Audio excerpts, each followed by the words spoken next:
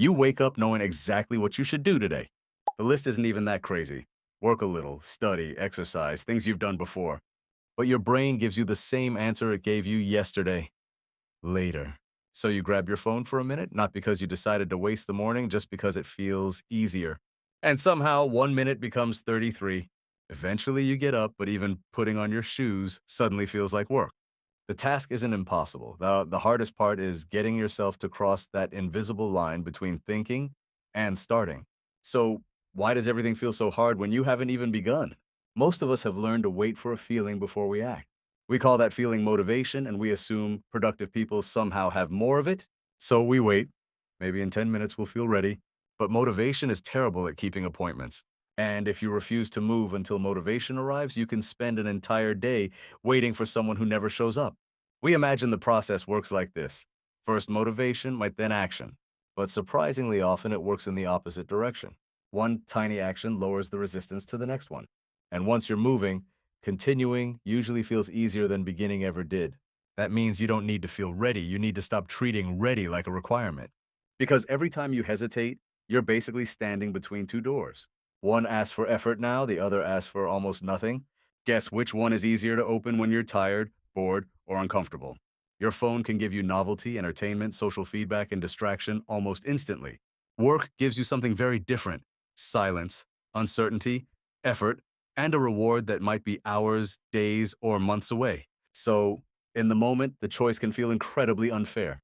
Scroll something interesting, scroll something funny, scroll something new. Meanwhile, studying for 20 minutes might reward you with nothing obvious at all. So, if both options are equally available, the easiest one will keep winning more often than you think. Easy wins by default, unless you change the game. And there's another problem. Every time you avoid something, your mind gets another chance to make it look bigger. You tell yourself, I'll deal with it tomorrow. But tomorrow, the task hasn't disappeared. Now it carries yesterday's guilt with it. So you avoid it again. A small task slowly becomes this massive thing in your head. And eventually, you're no longer avoiding the actual task. You're avoiding the feeling you've attached to it, which is crazy because the real first step might literally be opening a file. Your brain sees the entire mountain. Your body only needs to take the first step.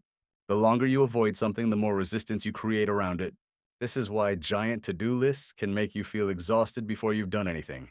Your mind tries to process the entire day at once. So stop asking yourself to complete the task. Ask yourself to begin the task. Don't finish the project, open the laptop. Don't write the report, write one sentence. One sentence is almost too easy to refuse. Then give yourself 5 minutes. Not an hour, not the whole afternoon, 5 minutes. And here's the trick. After 5 minutes, you're allowed to stop, but very often, you don't want to anymore. Make the beginning so stupidly easy that your brain has nothing left to argue about. Take exercise.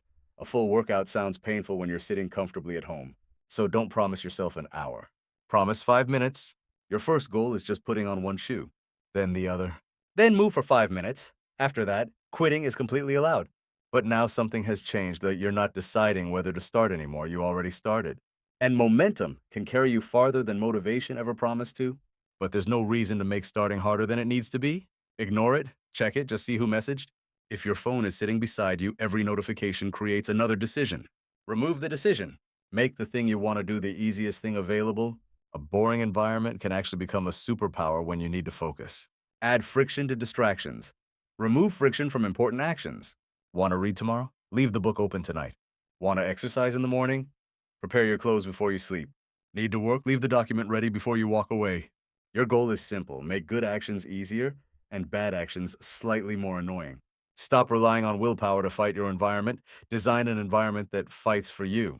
And the funny part is, you can still begin without feeling inspired. The first sentence might feel terrible.